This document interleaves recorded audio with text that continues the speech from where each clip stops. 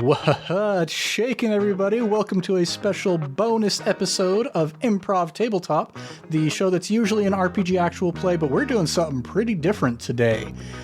Before we get too far into it, I'm your host and GM, Ned Wilcock, and today I'm joined by... Christian Randall, gotta go fast. Conrad McDouglas Woodard, the Blue Bolt enthusiast. Yes, in case you haven't guessed, we're doing something Sonic related tonight. Now, in our first patron hangout stream that we did, we decided to go through a choose your own adventure book called Space Vampire, and it was ridiculously fun. And so we decided that we're going to do a picking up of the torch, as it were. So the thing that kind of got me back into choose your own adventure books is there's a podcast called 8-Bit Book Club.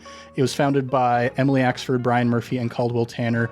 You may recognize some of those from Dimension 20, maybe from Not Another D&D podcast. This was their first kind of like big foray into the geek podcast kind of world. And most of the time they would read like novelizations of video games, which are usually pretty garbage, it turns out. But at one point they started, like, fans would send them adventure game books, choose your own adventure games based off of different video game properties. And the most notorious of all of these is Sonic the Hedgehog Adventure Game Book 1, Metal City Mayhem by James Wallis. Now, they have tried to beat this book on like 3 or 4 different occasions, and they have not been able to yet. And so, what we're going to attempt to do tonight is to do what Brian Murphy and all of his good friends have not been able to do. We're going to see if we can beat this heckin' book here.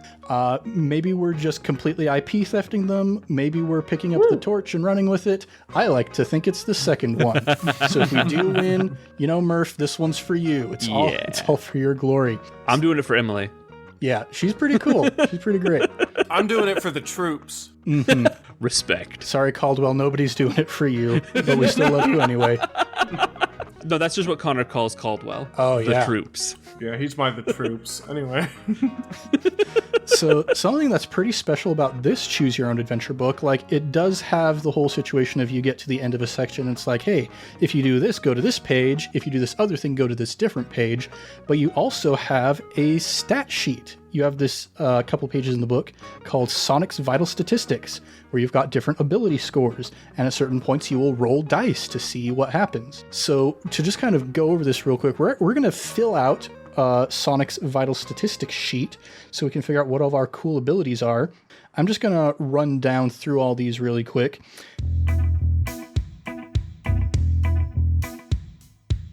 We've got speed, strength, agility, coolness, quick wits, and cool looks. And the thing that I love about these descriptions is it's like, you know, this is the reason why Sonic is cool in this way, but here's also why he's kind of a jerk. So if you look at, like, I don't know, quick wits, for example. When something happens, Sonic's always the first to react to it, but he doesn't like hanging around and hates waiting for things or people. Sometimes that means he's not prepared for what might happen next. So turns out every trait is a double-edged sword in this game. Now, we get to stat one of these at 5, one at 4, one at 3, and then the rest of them are all 2s. So, what do we think is Sonic's strongest ability? I am speed. Gotta go fast. Yes. He is the Sonic. I am speed, quote, Sonic the Hedgehog. He also says, That's another one of his big lines. I was eating chicken during this, but I just want to voice my opinion here. Speed is the most important stat. We are, of course, going to put our highest point into that. Mm-hmm. Now, our stat that is going to be our second highest, our 4 stat, strength, agility, coolness, quick wits, cool looks. Ooh, coolness or cool looks? I kind of, he's a cool cat. If cats were hedgehogs. Yep, let's give him the coolness. Coolness? Coolness. Good old-fashioned coolness. Yeah, I mean, just like the attitude that Sonic has in those first few games, like when you're not moving, he just looks at you like, hey, why aren't you making me run right now? I want to be running. Which, that's another quick little point of order. This book was published in 1993. This book is as old as Christian and myself. So this is not the new sort of rebrand of Sonic. We are going to find no Rouge the Bat or Biggs the Cat or any of of that. This is back in the day when Sonic was a member of the Freedom Fighters. This was when he dated Princess Sally Acorn instead of Amy Rose. So this is like OG Sonic stuff. Yeah. This is the deep lore you come here for. This is Mario's Jump Man, or Mega Man's Rock Man. Yeah. Do you get me, video game nerds? Gamers, you get it? All right, now our stat that's going to be number 3, we have strength, agility, quick wits, and cool looks. Quick wits has the word quick in it. Yes. It does. It does have So it quick. should be a higher stat, right? Let's prioritize. Speed, speed, speed. I like the idea that he's impatient because time to him is just a lot slower. It's like Hammy the squirrel from Over the Hedge when he drinks caffeine. Yeah, right.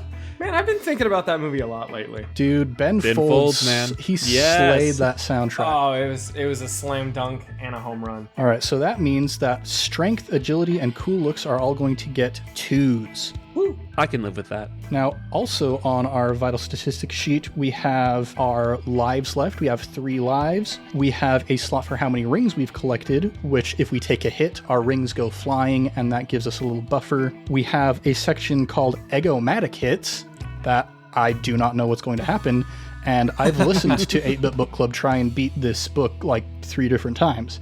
So maybe I missed something. We'll see what's going on. And then we also have Sonic's stuff. Equipment, gadgets, and stuff that Sonic will collect in his adventures.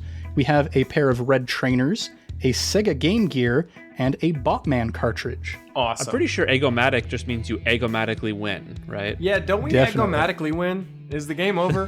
All right, that wasn't very hard. Now, one other kind of ground rule that I want to set before we get into this. Obviously, we want to win this game. And Yes. when 8-Bit Book Club did this, they played it like very purist. Like, they didn't track which pages they went to. They didn't go back if they failed and didn't like the result. They just went all the way through. So what are we going to do? Like, should I be writing down which pages we're going so I can keep track of what path we're taking? Or are we just going ride or die beginning to end? I mean, I'm the Dark Souls friend, so I say let's ride or die, but All right. whatever you guys want to do. Yeah. Sonic doesn't look back. He does not goes- look back. He just goes fast. Don't look back. Keep your eye on the track. I think that's Yeah. from the There movie you go. Racing Stripes about a zebra who becomes a racehorse. That sounds Man, pretty poignant. Deep cut. I forgot about that movie. So this is maybe the time that we revealed that in terms of like, we're trying to beat the folks at 8-Bit Book Club. We're trying to have a better KD ratio than them. Yeah. We unfortunately are already off to a disadvantage because we tried recording this once before using just like a PDF that I downloaded online, and it was missing a whole bunch of pages. So we've already the lost this illusion game of the once. first is gone. Yeah. So I went online and I found a bookseller in England who had a copy of this book, and they shipped it to me here in Idaho for $23. So Amazing. Nice. thanks to our lovely patrons for letting me buy Sonic books from England. It's a write-off. Yep. You It's all a tax paid for write-off. this. That is the wildest part of this. That's my favorite part of this. All right, so we're going to start at section 1. We have a nice illustration of Sonic the Hedgehog sitting on a rock playing his Sega Game Gear. It's a quiet afternoon in the Green Hill Zone. The only sounds are the breezes rustling the leaves of the trees, the splashing of the waterfalls, some strange clanking noises in the distance, and a series of small electronic bleeps, crashes, and explosions as Sonic the Hedgehog sits on a rock, playing Botman on his Sega Game Gear. He borrowed the Botman cartridge from his piggy friend Porker Harris this morning and has been playing it all day without a break. I wish I could do that. He's almost finished it as well, except that he just can't work out how to beat the huge Technobot at the end of level 6. Whenever he tries, the Technobot stomps on him every time. Eventually, Sonic's stomach rumbles and he realizes that he hasn't eaten since breakfast. He switches the Game Gear off, grabs a burger with large fries from his metal sandwich box, and tucks in. 5 minutes later, he's finished, but hasn't come up with any good ideas about the Technobot, except for one, asking Porker Harris what to do. Porker's the only one in the Green Hill Zone who has finished the game. It took him 6 weeks, because Pig's Trotters aren't too good for controlling a Game Gear, but he did it in the end, and that means he must have beaten the Technobot. Sonic is almost too proud to go and ask his friend's advice, but Porker is a good friend, and besides, it's only a video game, not the end of the world. Right, everybody? Oh no, I'm feeling some foreshadowing. Sonic stands up, puts his Game Gear in his sandwich box, and sprints off through the Green Hill Zone to look for Porker. The zone is still littered with a lot of the junk that Dr. Ivo Robotnik left here after the last time he tried to take over the world, but the spikes, springs, smashed robots, and traps are all rusting and falling apart, with grass and bushes growing over them. The place is a mess, but it's Sonic's home and he's fond of it. Oh, well, life finds a way. Yeah. The grass has grown back. As a wise man would say, yes. There's no sign of Porker anywhere. As Sonic stops and looks around him, he realizes that he can't see any of his other friends either. The whole zone seems deserted and silent, with no birdsong or sounds of animals at play. Even the waterfalls seem quieter, and, strangest of all, the background music has stopped completely. It's very eerie, and Sonic begins to get an uncomfortable prickly feeling down his back that has nothing to do with his spikes. He comes around the edge of one of the cliffs and stops. In front of him is a scene of destruction. Trees have been uprooted, bridges smashed, and huge scars carved into the earth, and there's still no sign of anyone or any movement. What's going on? Sonic turns around and looks out of the pages of the book straight at you. Straight at me, apparently. Sonic is speaking to me. To you and through you. Yes, I am the voice of Sonic. I need a Sonic voice. Hey, pal, he says.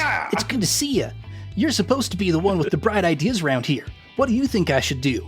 If you think Sonic should search the torn-up area for a clue about where his friends might be, turn to section 66. If you think he should find some of Dr. Robotnik's old devices and try to use those to help him, turn to section 119. But if you think he should stop rushing around and spend a while thinking about the problem, turn to page 170. Okay, we're not doing that one. one. We stop rushing around. Page 16. We are rushing to find our friends. Yeah. Rushing to find friends. That is page 66. Oh, 66. Look at me not listening. It's all good. Sonic has never seen any part of the zone damaged this badly before, not even during Robotnik's last takeover attempt. Something has really torn it up. Everything is wrecked, smashed branches and broken trees, huge clods of earth and rocks pounded into gravel and mud. Trodden into the dirt is a single gold ring. Sonic scrapes the mud off of it and puts it in his pocket. You should write it down on Sonic's vital statistics. There we go, 1 ring. Then he notices that whatever has trodden down the ring has left a large square footprint in the earth. There's a trail of them heading north. If you think Sonic should follow the footprints, turn to 147. If you think he should stop and think about things for a while, turn to 173. If he hasn't tried any of the old equipment lying around the zone yet, and you think that would be a good idea, turn to 119. 2 of those sound like they're slow. 1 of them sounds like they're fast. I say we follow the footsteps. Let's go with A for alrighty then. Alrighty then, we're going to go to page 147. Sonic sprints northwards along the Trail of Devastation. Soon he hears the sound of a familiar voice calling, "Help! Anyone! Help me!" mixed with clanks and thuds. It's Miles Prower, better known as Miles the Fox or Tails to his friends, and it sounds like he's in trouble. Sonic slows down and watches him from behind a rock to see what's going on. He does not.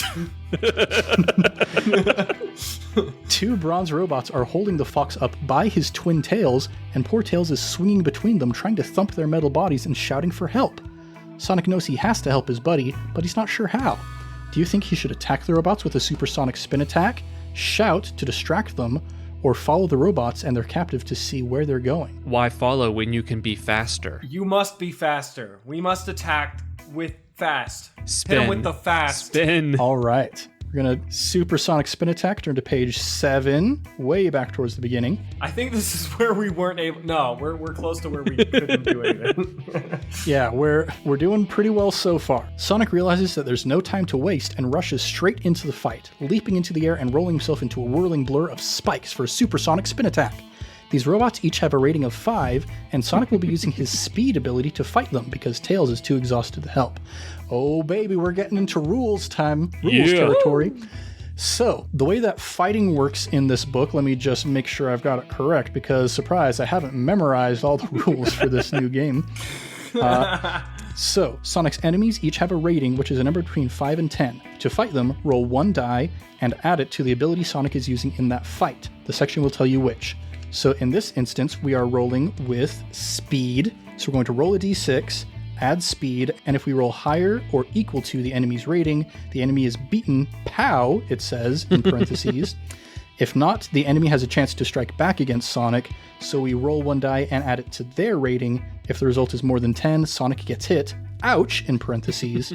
But if Tails is fighting alongside Sonic, he gets to add 3 points to his attack roll. Well, Nice. good thing we're fast.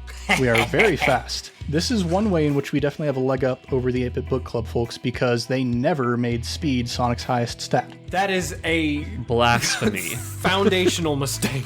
Blasphemy indeed. And Murph would agree with us. It's just Emily and Caldwell who are trying to be Chaos Goblins over there.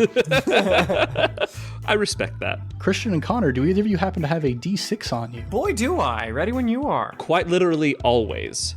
All right. Connor, go ahead and roll that D6 for us. Ha! That is a 2, my friends. We got a 2. 2 plus 5 against the robot's rating of 5. Okay, roll 1 die, add Sonic's speed. If the result is 5 or more, the first robot is smashed. If it's less than 5, Sonic blah, blah, blah, blah, blah. If Sonic is hit, blah, blah, blah, blah, blah, blah, blah, blah. Okay. Once Sonic has defeated the first robot, he must attack the second one in the same way. So, Christian, would you roll another D6 for us? That is a 4 on the die for a 9 in total. All right. So once both robots are beaten, turn to page 222. This is where we lost last time because the PDF did not have page 222. The Nope. very legally acquired PDF. We got it from Sega. The one that Sega posted on Reddit in the r/8-Bit Book Club subreddit. Thanks, Sega. You know, it was legit. It was from you, Sega 483. Exactly. The second robot explodes in a shower of diodes and bits of printed circuits. Sonic stands in the wreckage looking at it. That's odd, he thinks. Robotnik usually traps living creatures inside his robots, but these ones were machines. That means I don't have to be so careful next time I smash some. There we go. Tails groans from the puddle where the robots dropped him. He's looking very muddy and sorry for himself. Sonic can talk to him, or he can search the bits of destroyed robots. Neither of those are very fast. Yeah. Let's talk to him quickly. Yeah. All right, we're going to turn to page 81. Sonic looks down at his muddy pal. How are you, muddy pal? He asks. Oh, this book is so 90s. I love it. He's a savage. Not pulling those punches. Tails groans and stands up. I'm okay, I think, he replies. I need a more distinct Tails voice. Do it like Toad from Mario. Oh my gosh. That is going to be audio poison. Let's not. I'll just make him a little proper British boy or something. Yeah, that sounds Tails. like this. Oh, I like that better. Tails groans and stands up. I'm okay, I think, he replies. Thank you for saving me. You're a true friend. Tails portrayed by Patrick Warburton in this adaptation. Amazing. You're a true friend. Sonic isn't the blushing type. No problem, he says. When you've saved Planet Mobius as often as I have, rescuing a pal is everyday stuff. So where were the robots taking you? Tails squeezes the mud from his tails and fluffs them back into shape. They were heading north, towards the new city you've heard about. Sonic is puzzled by this because he hasn't heard about any new city. He can ask Tails to tell him more about it, search the wreckage of the robots if he hasn't already, or decide that there's no time to waste and head north now. Yep. You know what we're doing. All right. It is. Gotta go fast. 289. Keep up, Tails. Ooh, this is a fun little illustration here. The city walls are made of a gleaming silvery metal. They're not straight, but at a slight angle. Set into them are 2 huge steel doors. Each door is 30 times the height of Sonic or Tails, and they are firmly shut. Above the doors is a massive sign which announces, Robotropolis. Abandon hope all ye who enter here, and that goes double for hedgehogs. Dang. Tails, this one's on you. We can't take this one. Let's see. There is no obvious way in, but next to the doors is a slot shaped like the ones in the chests of the robots that kidnapped Tails. Sonic and Tails can try to sprint up the city walls. They can try to burrow under the foundations. They can plug a cartridge into the slot beside the door, or they can knock on the doors. Well, I know which one involves running. So, yeah, I'm going to go with... We can definitely... Especially since the walls aren't even straight up. This will be easy. Yeah, come on. Yeah, Sonic's just going to cast Spider Climb on himself and get right up those walls. Child's play, yeah. Oh man, I got to a page of this book that is very crumpled. Like, I can tell that this book spent a lot of time in some young British child's backpack back in the day. Awesome. Sonic takes a run up and lands on the slight slope of the city walls, his feet moving as fast as they can. At first it seems as if he's getting somewhere, but the metal is just too steep and too slippery. After a minute, he gives up and lets himself slide back to the bottom. That's not the Sonic I know. Ooh. Not bad, says Tails. Not good either, Sonic replies. We'll have to try something else. If the duo haven't tried tunneling their way in and you think they should, turn to 39. If they should try plugging a cartridge into the slot by the gates, turn to 126. If you want them to knock loudly on the gates, turn to 279. Do we have a cartridge, or is that something we were supposed to have picked up? Oh, like the game cartridge we have? Yeah, we have a Botman cartridge for our Sega Game Gear TMTM. Let's for sure plug that in. I think that's the secret passcode. Man, this book is crushing my spirits because it just proved to us that running can't solve every problem. Yeah, wow. It breaks the illusion pretty hard for me. I'm a Mario fan now. All right, page Don't you mean 126. Oh my gosh. Shout out to Russ Frushtick of the Besties. Incidentally, Brian Murphy also pronounced it Mario. Oh, that is no. so hilariously incorrect. Love that. Sonic examines the slot. It looks as if a Game Gear cartridge, or possibly the cartridges that the robots had in their chests, would fit into it, but there's no telling what it would do. If you want Sonic to put the Botman cartridge in the slot, turn to 90. If he has the Blitzkrieg cartridge, he can try it at section 151. If he'd rather try knocking on the doors, turn to 279. Or he can try digging under the walls or running up them. Can we try running up the walls again? Yeah, do we want to try running up the walls again? Turn to page 110. Nah, I think we're good. I think we might be caught in one of those loops. We don't want to soft lock ourselves. Let's put Botman in there. All right, Botman, section 90. Sonic presses the Botman cartridge into the slot. For a second, nothing happens, but then the Botman theme music starts playing. A bit wobbly and unsteady for a moment, but then it gets louder and stronger. A thin wisp of smoke comes from the cartridge. Is this a creepypasta? Oh man, what's Trevor is dead? Is that what it is? Trevor drowned? Something like that. Oh geez, Will drowned is the Majora's Mask one, I think, or something like that. I know what you're talking. Yeah. Okay. So we need to roll Sonic's quick wits and beat a 6. Connor, go ahead and roll that d6 for us. Fortunately, you have +3 to quick wits. Well, good thing I rolled a 1, and I have integrity. Oh no. Okay. If Sonic succeeds, then he snatches the cartridge from the slot just in time. It's hot but undamaged. But if Sonic fails, the cartridge catches fire, jamming the slot with melted plastic and circuitry. We need to cross the Botman cartridge off of Sonic's vital statistics sheet. I hate this. Didn't we borrow this game from Porker Harris? Yeah, we did. Porker's probably already bacon. Is there like a precipice nearby we can just jump off of? Because I feel like we lost our main weapon. Sorry, Porker, we turned your cartridge into a creepypasta. Pasta. So, if the slot is unjammed and Sonic has another cartridge, he can try that in the slot, but if not, he can knock on the doors. I tried digging under the walls or running up them. Let's knock. I don't like digging. You want to knock? You hate digging? Digging is for echidnas, and we hate echidnas. Yeah. We are a polite hog, so we're going to knock on this door. Yeah, fastly, at least. Rapid knocking.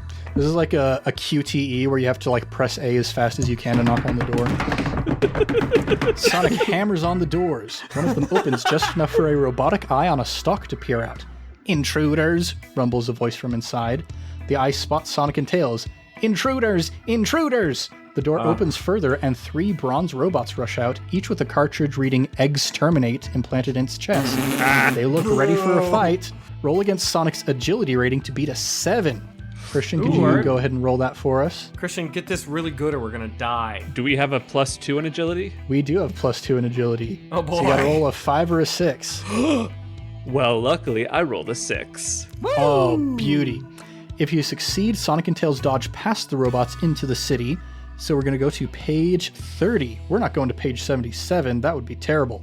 Yeah, that's the heck page. Wait a second. Actually, we've got an option. Whoa. If you fail the roll, or if Sonic and Tails would prefer a fight, turn to 77. Nah, let's go fast out of Yeah, here. a fight's just going to slow us down at this point. We got to go fast. Yeah, we need to keep our momentum. This is a speed run. Okay. Yes. We're speed running a choose your own adventure. Yeah, top strats include not fighting any robots. Yeah. All right. Section 30. The 2 animals sprint into the city and the huge gates clash shut behind them. Like it or not, they're stuck inside. This is definitely a creepypasta. Oh yeah. They're stuck inside with us. Sonic isn't quite sure what he's looking at. At first glance, it seems to be a huge city, or possibly a huge machine, or both at the same time. There are massive buildings that might be machines and massive machines that might be buildings. There are structures and girders and devices and scaffolding and cogs and gears and beams and levers and conveyor belts and cranes and flashing lights and pulleys and hooks and the smell of molten metal and hot tar and wet cement and the sounds of clanging and thumping and grinding and digging and welding and scraping.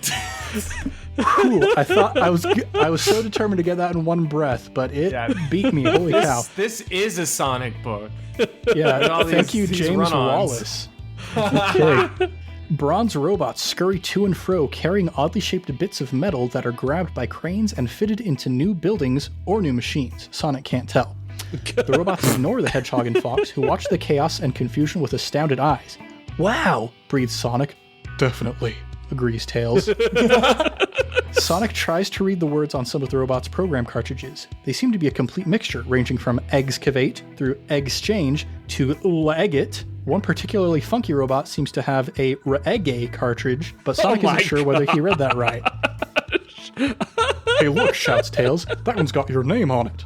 Sonic follows his friend's pointing finger and sees a large silver robot with a cartridge marked Hedgehog. It looks menacing and is coming towards the animals.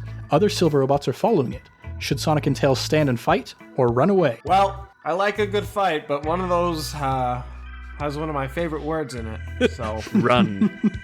We're going to turn to 247. rolling around at the speed of sound. Got places to go, gotta follow my rainbow. Well, you know, at least we made it like halfway into the episode before it happened. I've been holding that one back the whole time. Sonic and Tails zoom away from the silver robots who speed up to follow. They're fast and they know the layout of the city, whereas the fleeing friends don't. Several times the duo turn a corner to find a pack of silver robots waiting for them, and several times they're almost caught. Finally, with a pack of pursuers right behind them, they duck into an alleyway, only to find that it's a dead end. Sonic screeches to a halt and looks at Tails. "Well, old pal," he says, stepping backwards, "look like this is the end!"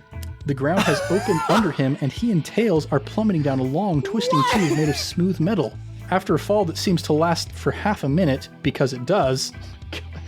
it seems to last for half a minute because it does. Sonic hits the floor first, and Tails bounces off his back. They are in a dark cell turned to 101. Oh boy! Is this before Tails can fly or something? Apparently. I thought that was like his whole shtick.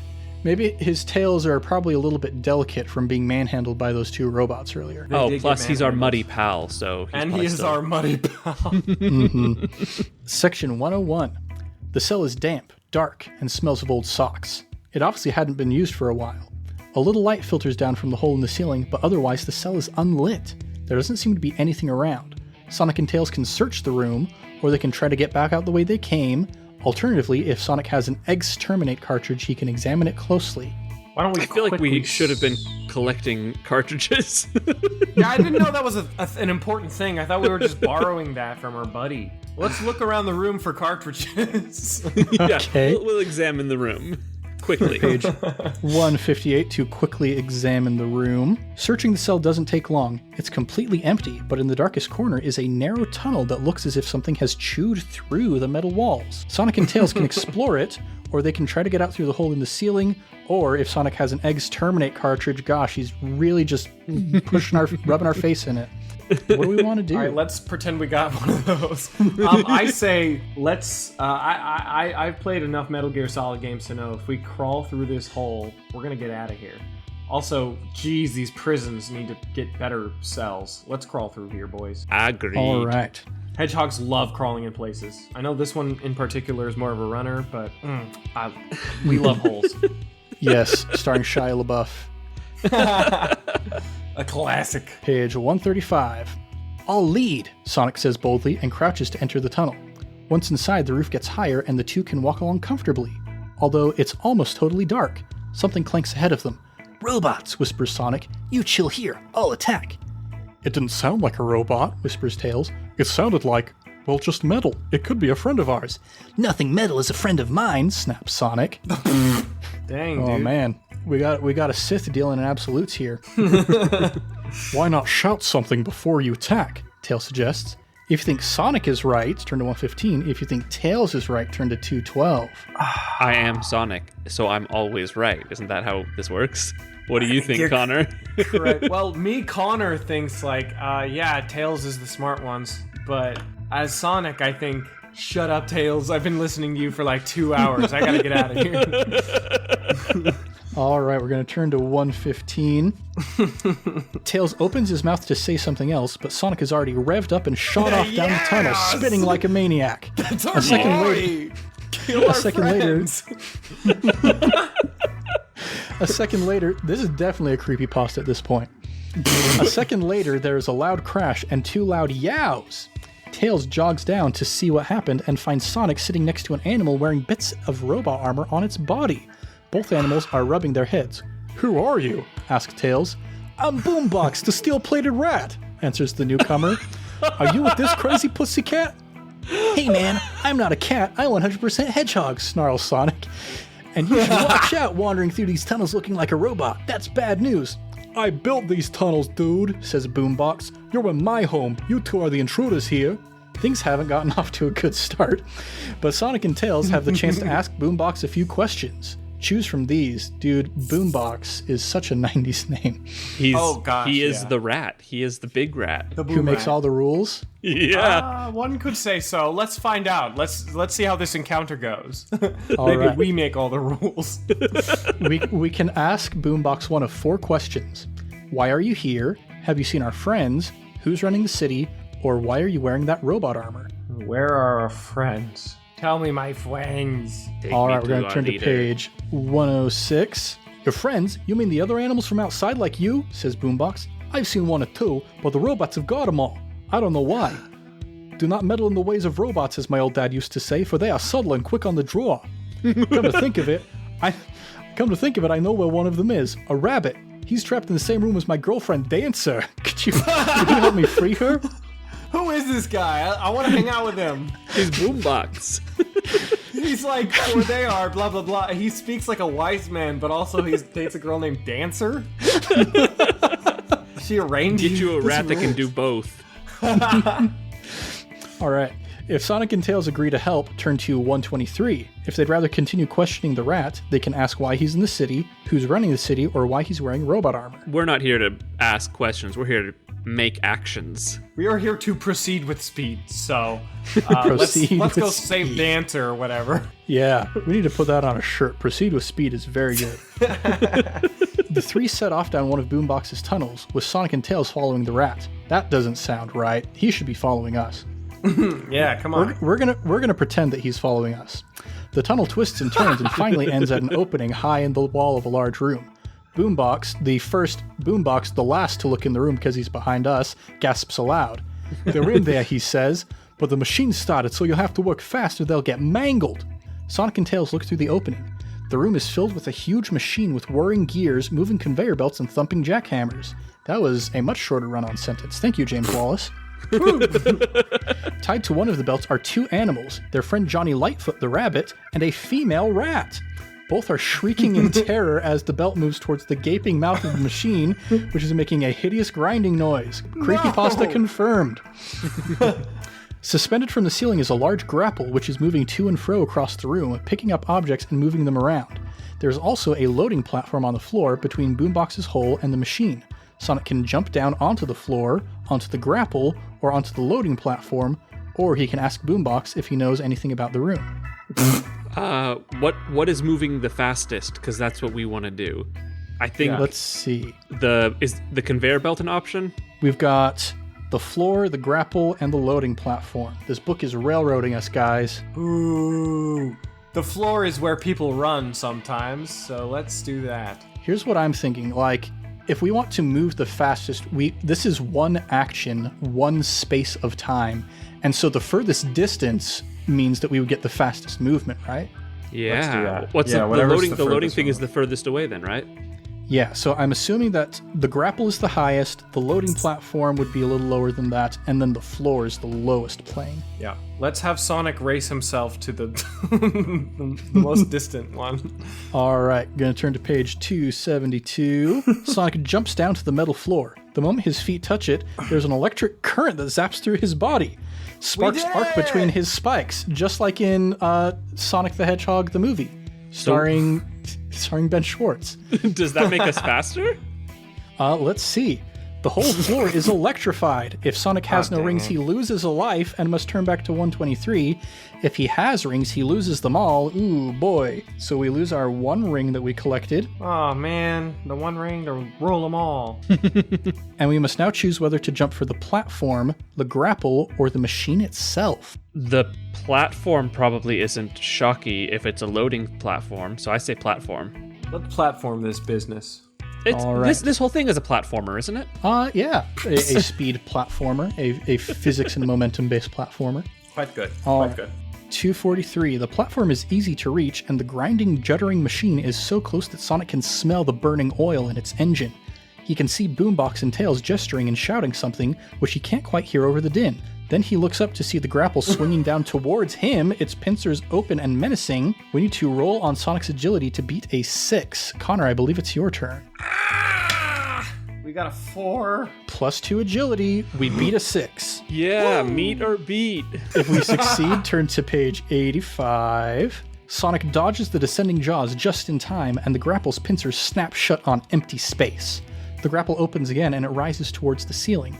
Sonic can jump onto it and ride across the room, try to smash it, or he can jump across onto the huge machine. I think when you jump on things, it hurts them. So let's jump on it. Jump on the machine? The machine. Yeah. All right. I know how a Robotnik boss fight works. Just gotta jump on him thrice. Don't lose all your rings. Okay, this narrative kind of kills our momentum a little bit. It says, Sonic stands on top of the whirring, buzzing, and shaking machine. I wasn't Dang planning it. on standing, but okay, book, go on. Tell him to stand harder. He looks down to see Dancer and Johnny Lightfoot still tied to the conveyor belt, moving slowly toward a large opening. They're about to be swallowed up by the contraption. Sonic only has time to release one of the two animals before the conveyor belt carries them into the machine. Is it his friend Johnny Lightfoot or Boombox's girlfriend Dancer? Is Dancer a rat? Yeah. Dancer is a rat. Save the rat. I hate Johnny Lightfoot. He owes me $7 and he hasn't paid me back in like 9 years. Man. Yeah, plus Johnny Lightfoot seems like he's probably a ripoff of Artie Lightfoot, the old Super NES game. Yeah, this guy is just... He's really grinding my gears the wrong way. Let's grind his gears. Yeah, he's a lawsuit Yeah. waiting to happen. Let him go. Yeah. Take that, Johnny Lightfoot. We're going to save Dancer. Dancer is securely tied to the conveyor belt. After a couple of seconds, Sonic realizes that the knots are too much for him, so he grabs the ropes and pulls with all his might. The bonds snap and Dancer is free. There is a horrible grinding noise from inside the machine, and a large hatch opens at the side. Sonic watches with horror as something emerges. It's a big, bronze robot, and it looks frighteningly like the rabbit who disappeared into the machine moments ago, only covered in spikes and rivets. It lunges for Sonic, who must fight this Rab bot, whether he wants to or not, using his agility and being careful not to put a foot on the floor. Man, the We Rab should have bot's done rating agility. is 6. If Sonic wins, blah, blah, blah. Okay. So we need to roll against the Rab bot. Oh boy. I think that's Christian's turn. Let me warm up my rolling hand here. Yeah, get warm. We need a good one for this. Our agility's still a 2? That didn't change? Yep, still 2. It's not higher by a lot. Okay. Then that's a 4 in total. Ooh, boy. So we lose a life. If you lose a life, turn back to page 123. Back? Have we been at page 123? Let me check. Have we been there? Oh, yes, we have been. This is when we first entered the room. So now we have the option to... Okay, let me see if I can follow the narrative that they're trying to go with here. Because if we go back to the room, then they're both still alive and okay. Yeah. So if we win, we turn to 112. If we lose a life, we turn back to 120. Oh, that's because it's a save point. The game is restarting and giving us an opportunity to not have completely wrecked ourselves. That's Interesting. cool. Okay. Look at that. We hit the little gabling. If you've played the Sonic games, there's like that thing that you hit and it spins around, and there's your save point. It's like a flag the or little weird something. balloon pole. Yeah. Yeah. I just realized I have no idea what that thing is actually supposed to be, like IRL. I imagine it's like It's- a turnstile, like those arms that go up and down. Yeah, but also a lamp. But also a balloon pole. I don't know. In any case, thank you, James Wallis, for having given us another life. Now that we've gotten to this point, I don't know if the 8-Bit Book Club folks were aware that you had multiple lives. They just, when they died, they died.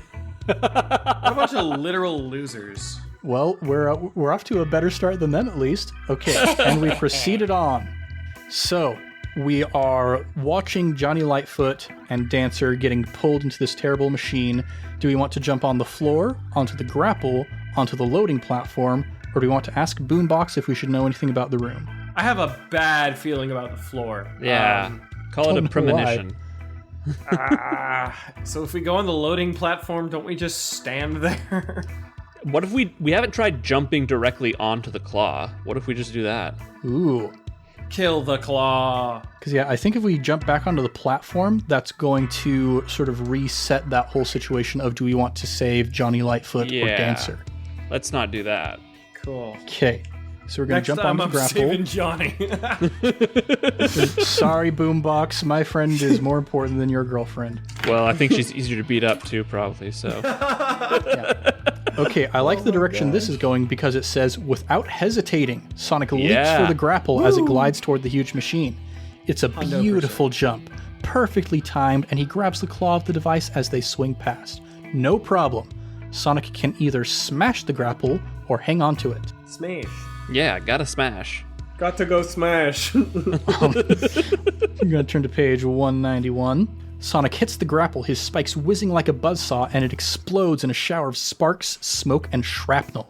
Inside are 5 gold rings. Ding, ding, ding. Oh, yes, man, we're so violence. set. We're so set. Sonic grabs them, write them down. I just did that, thank you, book. And jumps off the ruined device, landing on the machine below just in time. The weakened metal gives way, and the grapple falls to the floor with a crash. Turn to page 55. Sonic stomps. Of course he does. Yeah, he does. It's Sanic. That's so funny. I have the character sheet written as Sanic as well. So. Oh, beautiful. Sonic now canon in this Sonicverse. Sonic stands on top of the whirring, buzzing, shaking machine. He looks down to see Dancer and Johnny Lightfoot still tied to the conveyor belt, moving slowly towards a large opening. They're about to be swallowed up by the contraption. Oh gosh, this is where we have to save Johnny or Dancer. Let's save Johnny this time. Dancer. Nah, dude, Johnny still owes me $7. Frick him. Yeah, Get and him in the meat grinder. Yeah, and if we can get that $7 back from Johnny, then we can replace Porker Harris's Botman cartridge that we destroyed. Yeah, those things are dirt cheap at this point. Yeah, so sorry, Boombox, but Johnny Lightfoot is going to try and kill us if we don't save him. So Sonic leaps onto the conveyor belt and rips the ropes from around Johnny Lightfoot. The rabbit doesn't seem to be injured and scrambles for safety towards the platform in the middle of the room. Sonic, watch out! Tails' cry cuts through the din of the machine. There is a tearing, grinding sound from inside it, and suddenly a side panel bursts off and a silver robot emerges. It looks like Boombox's friend Dancer encased in metal. For a second, Sonic isn't sure what to do, then the robot whirs around, sees Sonic, and dashes at him, its arms whirling. He's going to have to fight it. Sonic must use his speed to fight this robot. Okay, this is good. Ooh, but this robot has a rating of 8. So, Connor, go ahead and roll our speed. We need to get a 3 or higher. I got a 3, baby.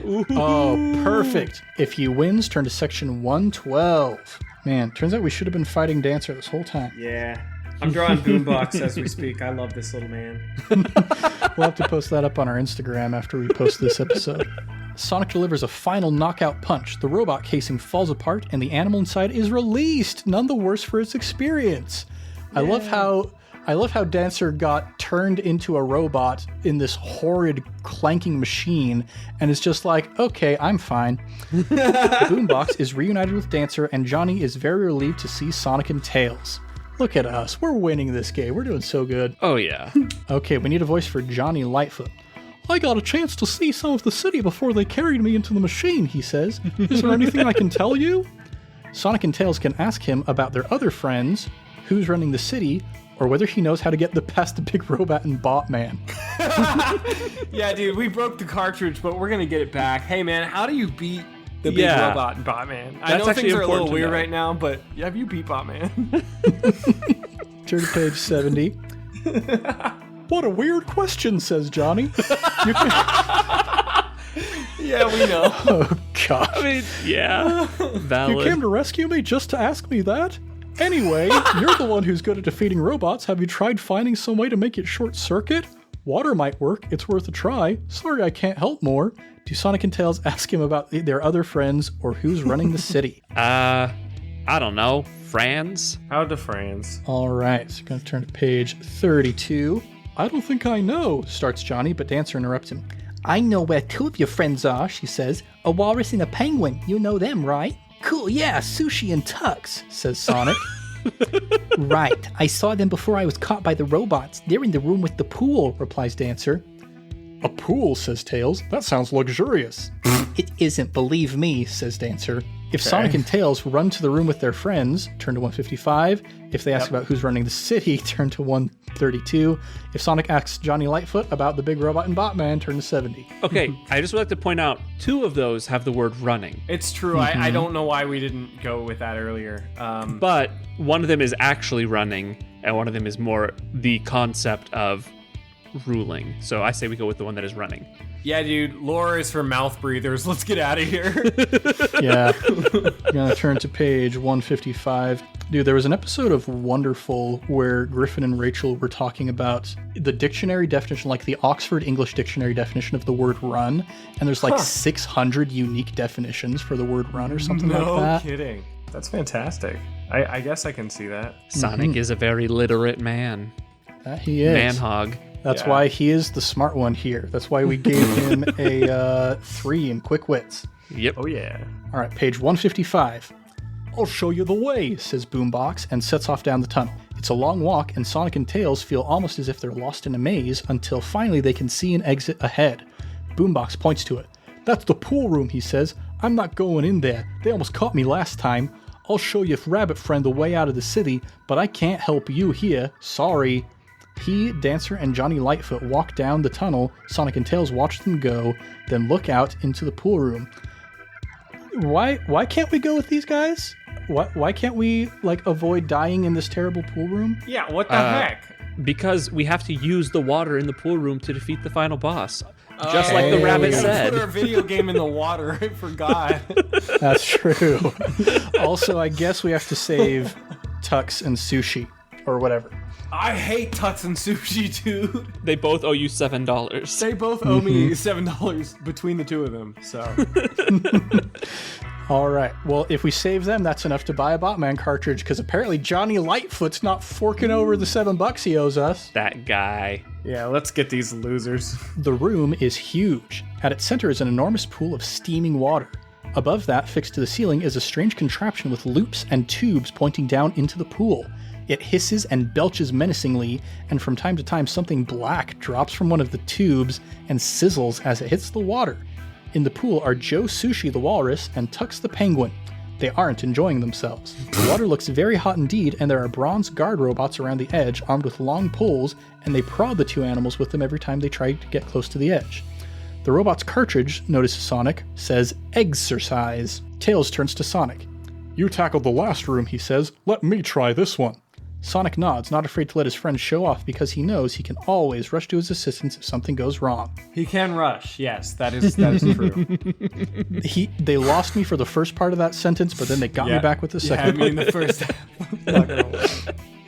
half. Tails can watch to see what's going on, attack the guard bots around the edge of the pool, dive into the pool, or leap up to the ceiling and grab one of the loops hanging there. Oh, we're Tails now? We're Tails. We're Miles Tails Prower. Do our stats stay the same? That's a good question. Probably. He's just Sonic Jr. Make him jump in the pool. Jump in the pool. All right. Does he have extra lives? Turn to page 187. Yeah, the water is hot. So hot that Tails is almost scalded by it. No wonder Tux and Joe Sushi are trying to get out. Tails looks around. The robots on the edge of the pool haven't noticed the third animal in the pool. Joe and Tux have, and he can hear their shouts. Tails, get out! Save yourself! Tails can try to get out of the pool, dive to the bottom of the pool to retrieve one of the objects falling from the ceiling, or try to help Joe and Tux out of the water. I say we dive. Dive. Let's get to the bottom of this pool. All right, we're going to turn to page 4. It's probably just coal. Yeah. Hot Tails coals. Tails takes a deep breath and turns... Oh gosh, this never goes well when you have to go under the water in a Sonic game. Tails takes a deep breath and turns turtle, diving through the hot water towards the bottom of the pool. I thought he was a fox. He's a turtle now, apparently. What? Hang on. Is turns turtle a phrase that I have forgotten from my It's a youth? swimming phrase. I mean, you're the turtle expert here, so if you haven't heard it, then I guess we're out of luck. I do love turtles. He Tails takes a deep breath and turns turtle, diving through the hot water towards the bottom of the pool. There are a number of small black objects lying there and a larger round one. Tails looks at one of the small objects and recognizes it as a cartridge, like the ones plugged into the robot's chest sockets. He picks up one that has just been dropped into the pool, and it's drifting towards the bottom, and nearly drops it. It's very hot. Aha, that must be why they're dropping the cartridges here, to cool them down. And also why the water is so hot. That sentence took a lot of turns. Tails looks at the cartridge, which has the word Renegade printed on it, and grabs 2. Write them on Sonic's vital statistics. We have 2 Renegade cartridges. I wonder if we can turn some of the robots into renegades to help us out. I do like that idea. Yeah, let's renegade these boys. Nearby is the large round object. This one seems fixed to the bottom of the pool. Tails stares at it until his lungs are bursting for air, and then he shoots back up to the top. As he surfaces and draws in a fresh lungful of oxygen, he realizes what the thing must be. The plug for the pool! Pull it out and the water will drain out. Yeah. He treads water for a moment, just long enough to throw one of the Renegade cartridges to Sonic, who is still waiting in the tunnel. He's thinking quickly about what to do next. Yes, he Thinking is. quickly. That we are. Does Tails dive back down to pull out the plug? Does he put his new cartridge into one of the guard robots? Or does he make one last attempt to climb out of the pool? These are all pretty good, except for the climb out of the pool I one. kind of want to try putting one of them cartridges in to turn it into a renegade. Wow, I can't say that. Renegade. All right, we're going to turn this robot into a renegade on page 174. Yes, we are. Turns out he's just better at killing us. Our fighting only makes him look cooler. Tails swims towards the edge, and, as he expected, a guardbot pushes him away with its pole. This time, Tails grabs the pole and starts climbing along it towards the robot. It hasn't been programmed for this and keeps jabbing with its pole. This makes it easy for Tails to climb to the end, pull out its cartridge, and insert the Renegade one. What happens next is most unexpected. The robot drops its pole and, arms waving wildly, rushes toward the other robots. Exactly. That was expected. unexpected, Yes, James no. Wallis. You see what he did is he spelled renegade differently, and so we wouldn't have known what that word meant. Yes. Yes, exactly. Really, I was just thinking about eggs or Easter or chickens, but actually it was subterfuge. Exactly. If I, less than 1-year-old Ned, was reading this book on the year it came out, I would not have figured out what was going on. Valid point. We have to think of the times.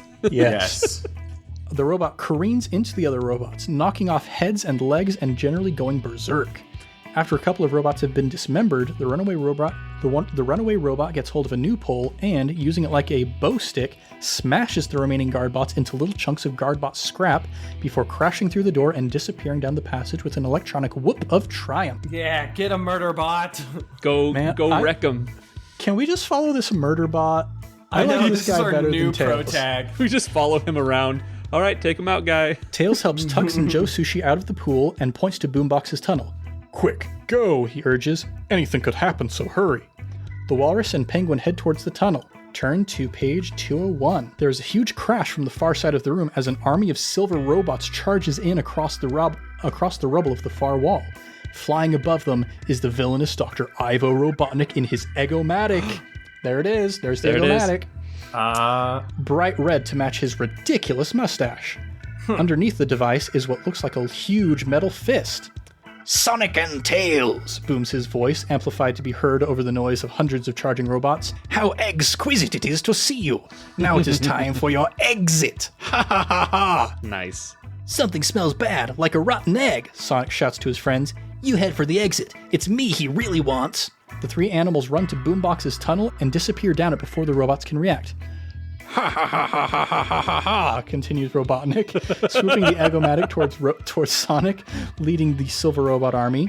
Does Sonic attack Robotnik's Eggomatic or his robot army, or does he flee down Boombox's tunnel? Attack the big bad. We're here to kick butt. Kill Eggman. Yeah.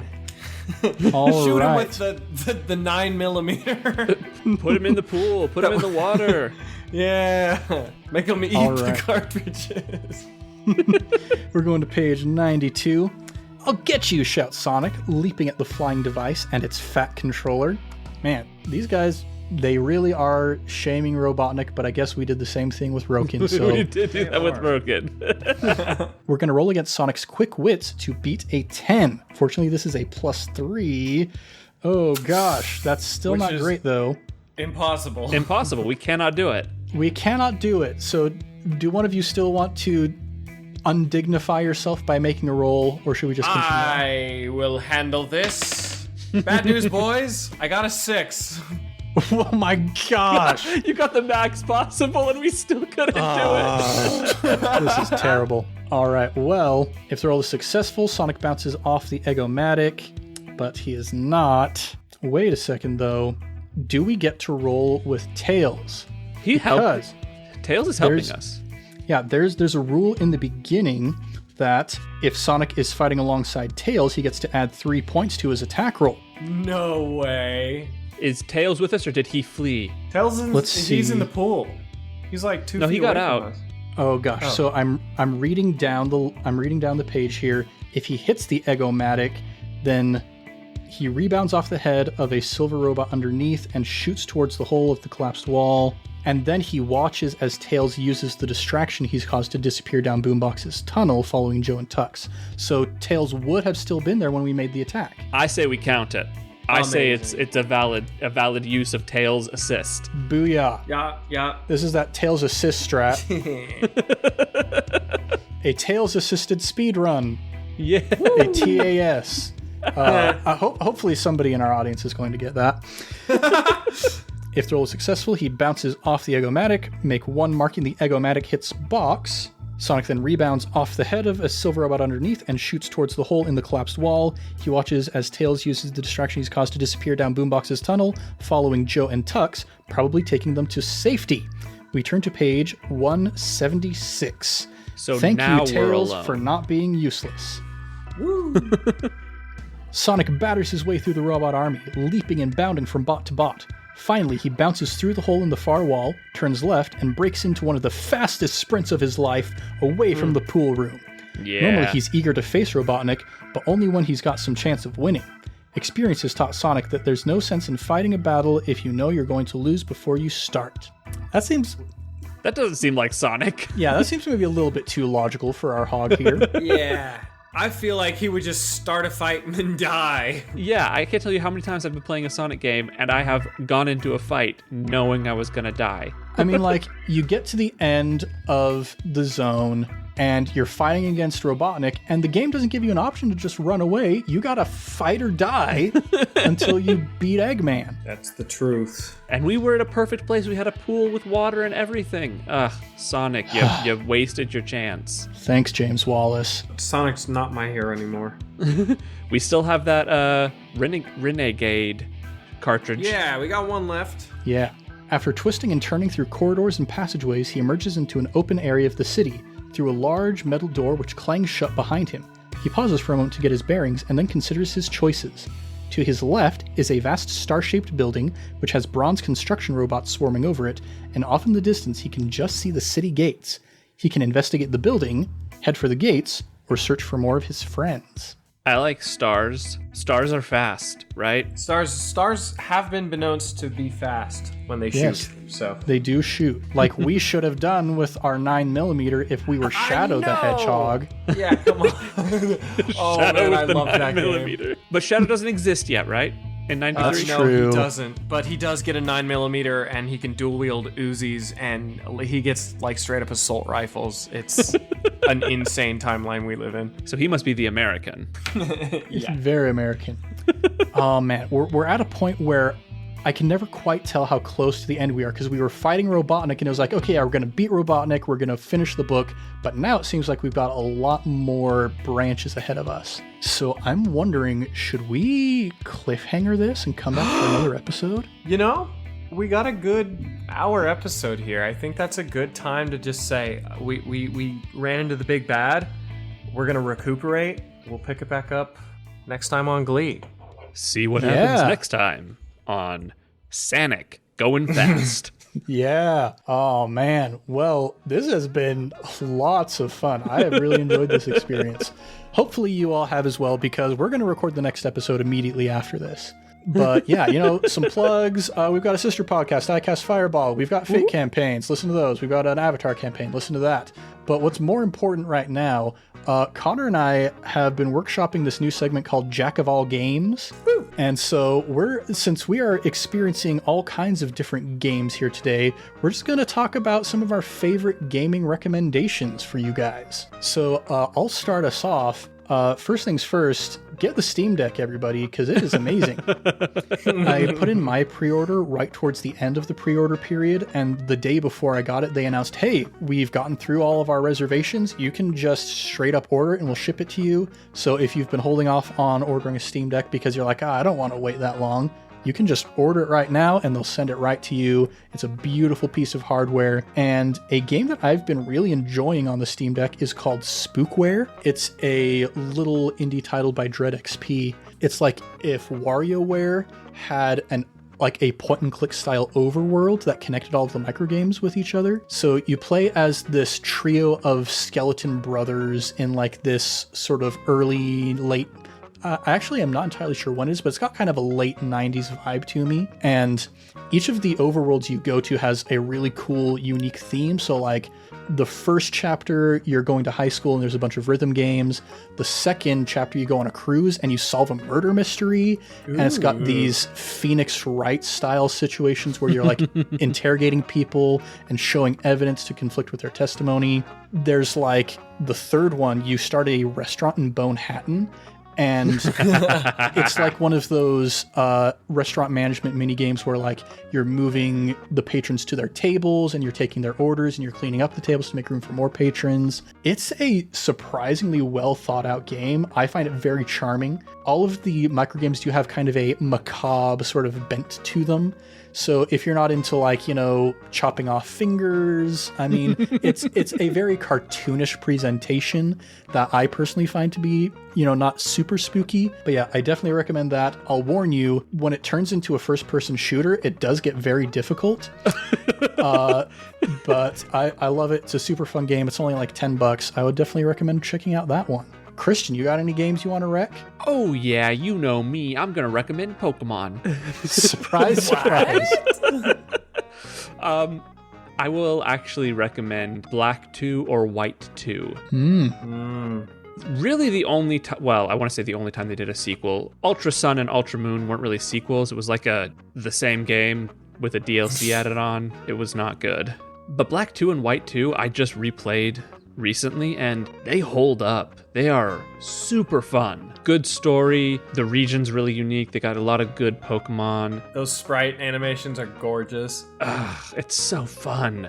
It's just a blast. So I will always recommend, I'm looking at my little case I have here with all the Pokemon games from the main series, and it makes me so happy. Nice. And Connor, you got anything to recommend? Oh, always. Fellas, I'm always going through new games, playing old games. My backlog is longer than the Great Wall of China. But currently, I have been enjoying a couple of games that I have been really meaning to get to lately that I'll focus on. The first being Tunic, which is a fantastic little isometric kind of old school style Zelda type game. A lot of people compare it to Fez. If you really dove into Fez, you'll know that there's a lot more to it than meets the eye, and without giving anything away with Tunic, it's the same case here. There's a lot of really cool things at the surface level, and then when you go deeper, you're like, okay, boy, oh boy. And that's about as far as I'll go into that because I think it's an experience worth just kind of getting into on your own. Also, it's adorable. And then my second game, which is on a very different kind of place, Amori is one that I have had. I started it on my PC a while ago, really enjoyed what I did play, and then I just kind of tapered off because it's not the kind of game I sit at my computer to play. It's a very low-res, indie, Earthbound-esque title that for the first good while just sort of seems like a happy-go-lucky Undertale, again, Earthbound kind of experience. And then every now and then it just becomes a horror game. Like, legitimately, like, not just... The pacing and the timing and the absolute shifts that happen are such that it completely upends the game that you think you're playing, and all of a sudden you need to turn your lights back on, even though you're 25 years old. It's pretty cool. It's pretty cool. So, Amori and Tunic are fantastic games. Nice. Tunic is pretty high on my wish list at the moment. You're gonna love it, dude. Whenever you get around to it, and I'm glad I waited to get to it on my own time. But oh man, it's a blast. Nice. Well, everybody, thanks so much for listening to this special Sonic Adventure Book bonus episode. And a huge thanks to all of our patrons who have made it possible for us to record these bonus episodes for all you guys. Much love and stuff, everybody. I'm Ned Wilcock, your book reader, and I've been joined by Christian Randall, Fast Boy. Connor Wood, Dropper of Rings. Now I say much love and stuff, everybody. We'll catch you next time on Improv Tabletop.